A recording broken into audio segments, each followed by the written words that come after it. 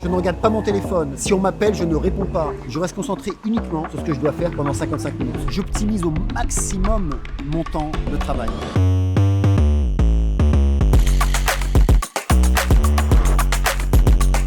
Ce qui tue le plus, ce sont les routines. Et lorsque on est rentré dans une routine et qu'on n'arrive pas à s'en défaire, c'est toute notre créativité qui se perd. Et parfois, comme c'est le cas aujourd'hui, je me retrouve dans une situation où je suis au bureau et puis j'ai rien qui arrive, je me sens totalement vide et là je me dis que c'est le moment de sortir et c'est ce que je fais, c'est-à-dire que lorsque je veux augmenter ma créativité, augmenter ma productivité, je sors du bureau et je vais travailler dans des lieux exceptionnels. Ici à Bali on a de la chance, on a plein d'hôtels extraordinaires et je vais passer mes journées en fait dans ces hôtels et je déplace mon bureau dans ces lieux pour pouvoir faire grandir ma créativité, mais je le fais en pleine conscience, c'est-à-dire que je n'y vais pas pour passer des vacances, mais j'y vais vraiment pour me nourrir intérieurement et pour que ma créativité puisse grandir. Et c'est ce qu'on va voir aujourd'hui. On va aller au Birdhouse, au Sigara Village.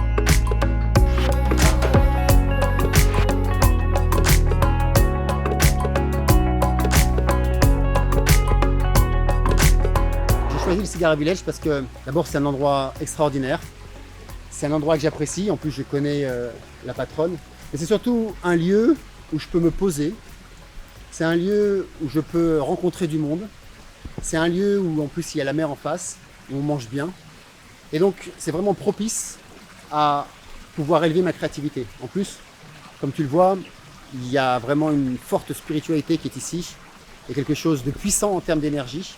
C'est cette énergie en fait que je viens chercher lorsque je sors de mon bureau et que je délocalise mon bureau à l'extérieur.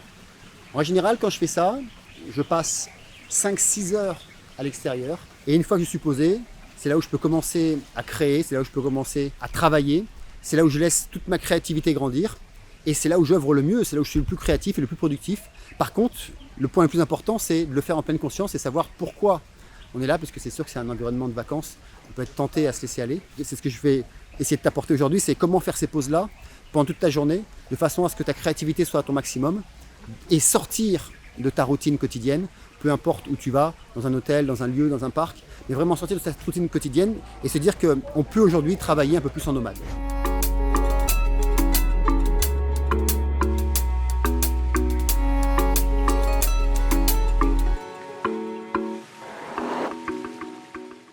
On vit une époque où il est presque important de devenir un petit peu nomade, c'est-à-dire de sortir de sa routine quotidienne. Comme je l'ai dit tout à l'heure, la routine, c'est ce qui te tue encore et encore. Et donc pour sortir de cette routine, idéalement, c'est d'aller choisir des endroits qui sont inspirants, qui sont stimulants, de façon à stimuler ta créativité, à stimuler ta productivité. Et pour ça, idéalement, c'est d'aller dans un endroit qui te plaît avant toute chose, un endroit qui te génère de l'énergie. Et ici, c'est vrai qu'on a la chance, ici à Bali, d'avoir des endroits extraordinaires. Là, on a par exemple un banyan, c'est un arbre, là il doit avoir, je sais pas, des centaines et des centaines d'années celui-ci. Ce sont vraiment des arbres sacrés et si tu vois, ils créent des temples, les Balinais créent des temples autour de ces banyans, puisque ces arbres sont vraiment considérés comme sacrés. D'ailleurs, il y a des animaux qui sont là et tous les jours, ils viennent faire leurs offrandes. Donc quand tu viens dans un environnement comme ça, même si c'est un hôtel, automatiquement, tu te nourris. Et c'est ça le plus important, c'est-à-dire qu'on passe nos journées à travailler, à aller dans le bureau, à passer, si tu prends le métro ou la voiture, ou comme moi la moto, d'aller d'un endroit à un autre. En fait, on sort d'un espace fermé, de la maison, pour rentrer dans un autre espace fermé. Alors que si tu t'accordes aussi l'opportunité de pouvoir sortir à un moment donné, c'est une manière de t'aérer l'esprit, de t'ouvrir aussi, d'ouvrir ton cœur, et donc de laisser cette créativité grandir. Donc là maintenant, ce qu'on va faire, c'est qu'on va aller au Birdhouse, c'est un beach club, parce que c'est pas tout, mais j'ai faim. Je voudrais aller prendre mon petit déjeuner quand même, enfin, on va dire plutôt le brunch, parce qu'il est quand même 10h du matin, prendre un brunch et puis pouvoir commencer ma journée tranquillement.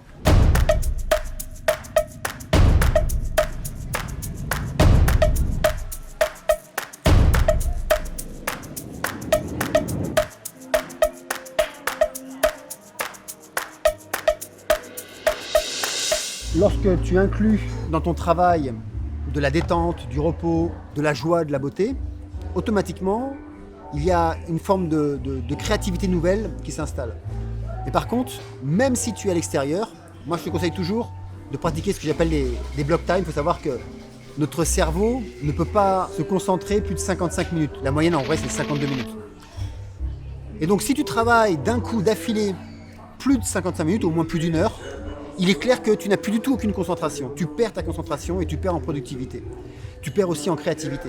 Donc moi ce que je fais, depuis tellement d'années maintenant, c'est que sur mon téléphone, si je vais sur mon horloge directement, quand je vais dans le timer, je suis directement sur 55 minutes. Donc j'ai plus qu'à appuyer là, et là c'est parti. Ça veut dire que pendant ces 55 minutes là, je ne fais rien d'autre que de me concentrer sur ce que je suis en train de faire.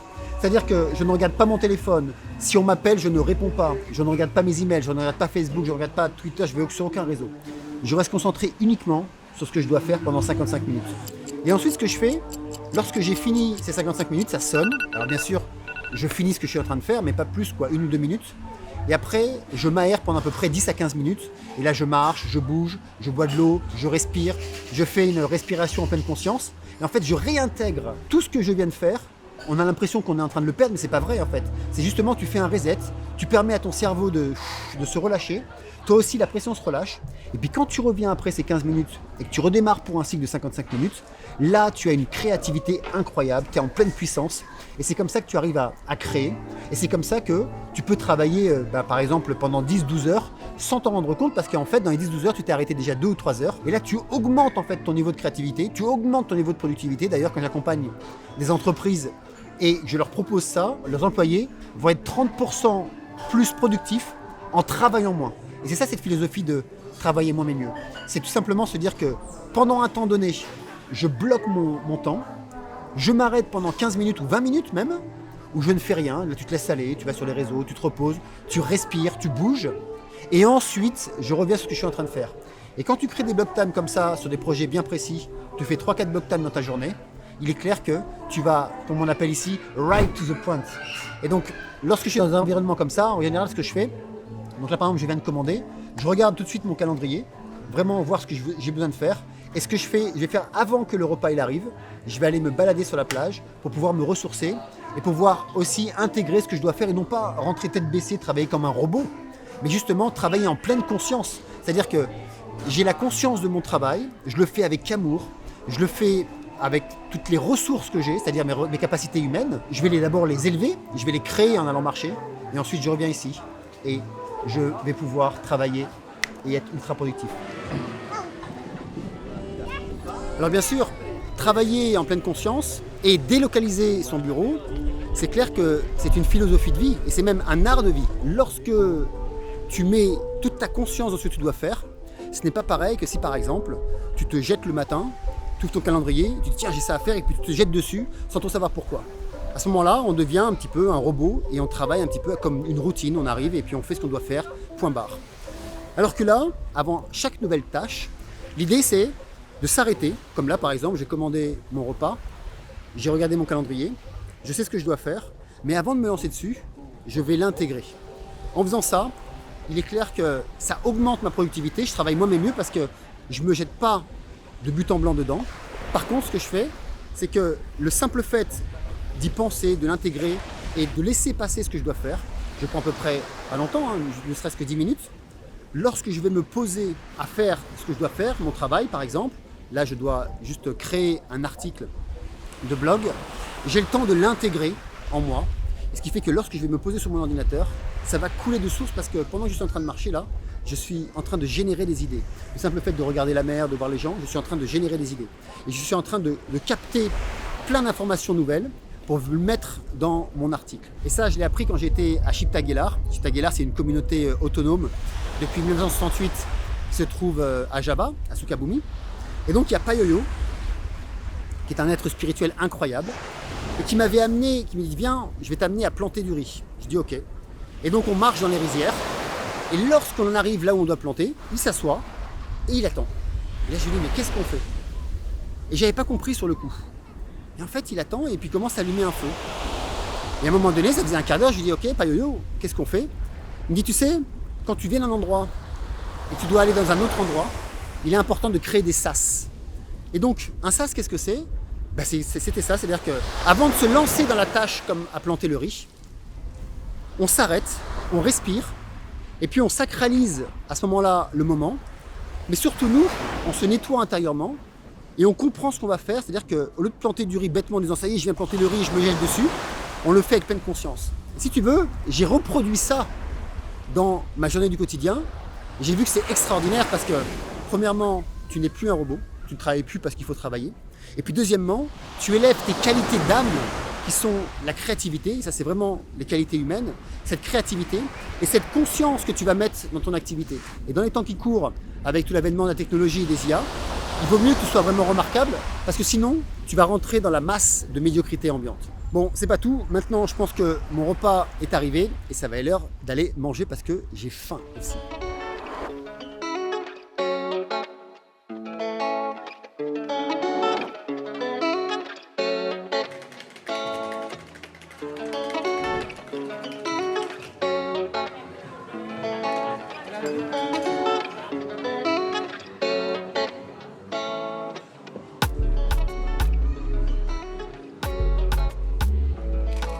En général, une fois que j'ai terminé un bon repas, c'est là où je commence à me pencher sur mon activité, à ce que je dois faire. Et ce que je fais, c'est que je ne regarde jamais mes emails pour commencer à travailler, mais absolument jamais, ni le matin, ni lorsque je n'ai pas fait le plus important avant toute chose. Je ne regarde pas non plus mon téléphone. Pourquoi? Parce que si je me mets à regarder mes emails ou si je regarde mon téléphone, je rentre dans le calendrier des autres et je ne remplis pas le mien. Et c'est comme ça qu'on perd toute sa productivité, on perd son temps. Et quand on me demande mais comment est-ce que je fais pour pouvoir passer du temps avec ma famille, avec mes amis, aller faire du sport, voyager, prendre du temps pour moi, apprendre, jouer de la musique, c'est justement parce que j'optimise au maximum mon temps de travail. Ce qui fait que le temps est réduit, par contre il est ultra optimisé. Lorsque je commence à vraiment travailler, je laisse mes emails de côté, enfin je les ouvre pas encore, je n'ouvre pas mon téléphone, je ne réponds pas aux SMS, même si c'est Kali, mon assistante qui m'appelle, rien du tout, personne. Et je fais ce qui est le plus important pour moi. Et en règle générale, ça va me prendre à peu près 2-3 heures, ce qui est vraiment important. Mais par contre, je le fais à fond. Et puis, une fois que j'ai fini ça, en fait, j'ai terminé ma journée. Et donc, comme j'ai vraiment fait ce que je devais faire en pleine conscience et vraiment productif, j'ai eu tout le temps après pour rentrer dans le calendrier des autres. Et le calendrier des autres, c'est quoi? C'est regarder les emails, puisqu'on va répondre à leurs demandes. Donc, c'est plus votre calendrier. C'est prendre le téléphone et puis répondre au téléphone, envoyer des messages. Là encore, je suis dans le calendrier des autres. Mais pendant tout ce temps-là, on n'est pas dans le nôtre. Et c'est pour ça que beaucoup d'entrepreneurs ou beaucoup de personnes qui travaillent pour les employés ne sont pas productifs parce qu'ils passent leur temps, sauf si c'est ton métier bien sûr, parce que si ton métier c'est de répondre aux emails et de répondre au téléphone, c'est ok. Mais si ce n'est pas le cas, effectivement, là tu passes dans le calendrier des autres et tu ne fais pas ce que tu as à faire. Donc voilà, si vraiment tu as un conseil à retenir de tout ça, c'est en plus de travailler à l'extérieur de temps en temps, pour vraiment t'oxygéner, respirer le bon air, comme ici, là je suis en pleine mer, on voit il y a le vent qui vient, c'est vraiment très agréable. Il y a de la musique, il y a des gens, je rencontre des gens, je peux parler avec des personnes. Mais en plus de ça, lorsque tu te mets à faire ce que tu dois faire, vraiment d'abord t'occuper de toi avant toute chose et ne pas t'occuper du calendrier des autres. Je pense que ça va être le moment de partir. Ah bah, il y a ma femme qui arrive. Hello Sayanko. Alors pour ceux qui ne la connaissent pas, c'est Gati, mon épouse. So, what are you speaking about? I speak about the productivity and the consciousness and how to increase your productivity by increase your consciousness when you work. C'est ça. Okay. I'm sure that he's talking about when you start your work, never check the email, never check the phone because you will go to the calendars of others. How you know that? I know you better than yourself. Oh my God.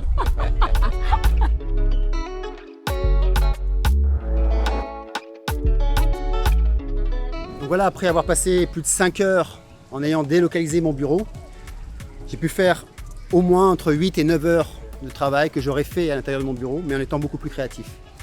Si tu veux, notre cerveau, c'est un petit peu comme un ordinateur. Plus tu lui donnes des informations et des données dans la minute, et plus il crée dans ce moment présent. Bien sûr, au bout de 3 semaines, comme le disait Herman Ebengus, tout ce que l'on a accumulé, tout ce que l'on a appris là, ici et maintenant, a disparu à peu près de l'ordre de 98%. Seulement, lorsque tu es à l'extérieur, tu es à 100% de rétention. Et c'est pour ça qu'il y a de la créativité. Et si en plus, tu fais comme je fais, c'est qu'à chaque fois que j'ai une idée, je la laisse jamais dans mon esprit, mais je viens la noter, de façon à pouvoir la réutiliser après. Soit je la note, soit je l'enregistre, soit je fais un dessin rapide en mettant le pourquoi du comment. Et ce qui fait que ça me permet de pouvoir la réutiliser après. Donc voilà, ce que je voulais juste te dire avec cette vidéo, c'est que si tu veux vraiment faire ton travail ou ta passion, ce que tu veux, en étant le plus créatif possible, avec une pleine conscience, idéalement, c'est vraiment, si tu peux te délocaliser, délocalise-toi, au moins pendant 4, 5, 6 heures. Et puis ensuite, priorise tes tâches. Et le plus important, c'est de faire d'abord ce qui est important pour toi et ne pas rentrer dans le calendrier des autres. Et puis, si possible, ne jamais faire plus de 50-55 minutes d'affilée. Une fois que tu as fini 50-55 minutes, tu te relâches, tu te reposes, tu vas te balader, tu bouges, tu fais la fête, tu téléphones à tes amis.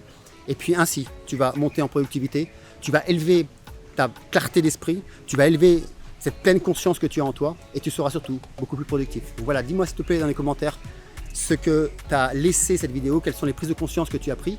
Et puis quant à moi, je te dis à dimanche prochain et à plus tard dans la vie.